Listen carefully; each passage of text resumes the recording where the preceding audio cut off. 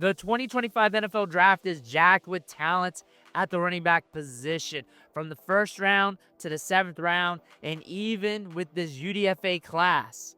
We're going to find talent that's going to help a lot of NFL teams, from the top of the depth chart to the bottom. One running back that we're looking at that's getting a lot of clout going into the draft is Omarion Hampton. We're excited to see where he lands in the draft, who selects him. He's a big-time prospect.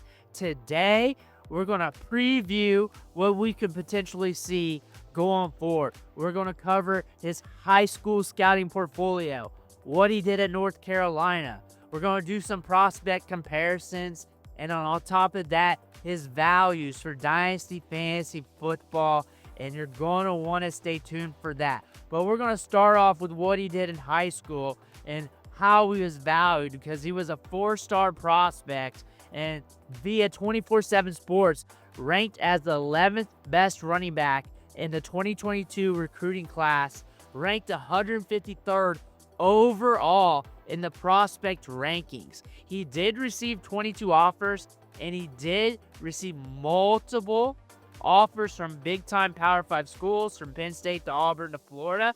So the market was kind of hot for him. At that time, he was 6 foot 215, so he had some good size coming out of the high school level, and scouts were high on him, saying that he's thick. He is a guy that's going to get you yards after contact, but is also sudden, and it has the ability to really put you in a blender, but also has the ability to make subtle cuts, create separation in the open field. During that time, he had good patience, good vision, can absorb contact, a workhorse running back with a lot of upside going into the college level. During his sophomore season in 2019, he rushed for 2,400 yards, 35 touchdowns. He was a beast at the high school level, and that transitioned once he got to North Carolina. First season, we just got started a little bit with 401 yards and 6 touchdowns. However, sophomore year, 2023, 1,500 yards, 15 touchdowns. Followed that up, junior season, 1,600 yards, 15 touchdowns. Rolling back to his freshman year, though, he had 2 100-yard games, one against Georgia State, one against Florida A&M. Pretty much, they were just trying to get his feet wet. He was also second on the team in rushing, behind Drake May and Elijah Green with 401 yards. But going to the sophomore season, this is when we lit it up. We had 7 100-yard performances. His best performance, 234 yards, 3 touchdowns against App State, leading the team in rushing, getting it done. Junior season, we saw more of that, leading the team in rushing again. On top of that, second on the team with 38 receptions.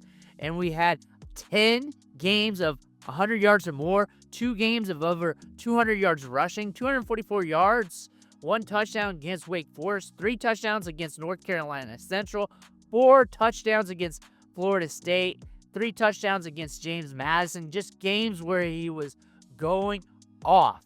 And you look at the advanced metrics here. Last 2 seasons, over 1,000 yards after contact. This year, 4.35 yards after contact per attempt, creating 72 missed tackles, 45 carries at 10-plus yards, and on his career, he averaged 4.01 yards after contact per attempt. And we just saw his share of the rushing yards on North Carolina just increase throughout his career. This year at age 21, 70% of the team's rushing yards out of the backfield. He also owned a 56.65% share of the carries out of the backfield. The year prior, he owned a 50% share because he's a workhorse. He owned the workload coming out of the backfield. And remember, he's second on team in receptions. And on top of that, 11.7 yards after catch per reception this year. That means if he gets the ball in space, he's going to eat up yards. So if you target him in the flat where there's space, he's going to get you a good return. He ran 268 routes, getting good work in the passing game, 43 targets this year. The year prior, he had 32 targets. Target share-wise, 11.88%, which is very good at the running back position at the college level. 10% or more, you're rocking pretty there in the target share, 11.88, on top of carrying the workload in the run game. So Omarion Hampton getting work in the passing game, the run game, And his strengths is he's a violent runner. He explodes through the alley. He's got good hands, contact balance for days. On top of that, he'll run right through your face. He holds balance very well. He can spin out of contact, keep it going. Nasty in the open field, no wasted movement. For his size, he moves laterally very well. He's got the size to run through guys. Very aggressive at contact. He can be a guy that can handle the majority of the work out of the backfield. Doesn't matter what down. If it's a run play, pass play, if you got a block, he can do it all. This is a surefire running back. And when we're looking at him, he can be used on pretty much all 32 teams in the National Football League. When you look at the 2025 NFL Draft, and if you've done plenty of mock drafts, and you start looking at the back end of the first round, there's a chance he gets selected in the first round with one of the last few picks. There are some running back needy teams in the back end of the first round, and there's some teams that are going to be in a spot where they can take a luxury pick. Omarion Hampton could sneak in there. In 10.5% of mock drafts, he's going in the first round. However, on average, he's going around the 49th pick. So a high-end second-round pick, more than likely. Mock drafts, on average, are projecting him to be a big-time second-round pick. There are times where he will land in the first round. There is a chance for that. But early second round, more than likely for Omarion Hampton. And when you're getting that type of draft capital at the running back position, odds are you're going to get used. You're going to get the opportunity to prove yourself with your new NFL team. And Omarion Hampton is going to get workload early in his career. Year one, he should at least be unleashed a little bit. Year 2 and 3, that's when the workhorse is going to come out. And that's a surefire thing as long as he's healthy and on the field.